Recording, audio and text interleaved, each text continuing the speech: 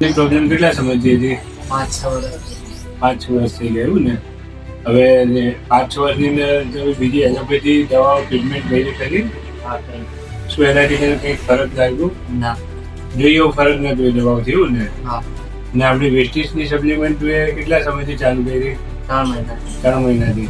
3 મહિનાથી તારા treatment supplement લીધા પછી તને કેવું પરિવર્તન લાગે છે તારા શરીરની અંદર? હવે સારું લાગે. વસ્તુ ને શાળાએ જાય છે ખરો હવે? હા. ચાલવા ફરવામાં ઉઠવા બેસવામાં તને રાહત થઈ પહેલા કરતા? હા. બીજા લોકોને શું કહેવા માંગશે કે આ સિકલ સેલ વાળા વ્યક્તિ આ સપ્લિમેન્ટ ખાવી જોઈએ કે નહીં? હા, ખાવી જોઈએ. કઈ લીધી હતી? પ્રોટીન પાવડર હતું એક, નોની અને ફ્લેક્સ ઓઇલ હતી ને, અને એક સ્પિરુલિના હતી.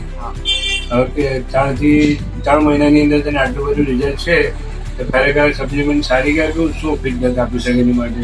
હા, સારી કહેવાય બધા માટે. કંઈ બીમારી હોય તો બી કામ આપી દે. Thank you, wish you well.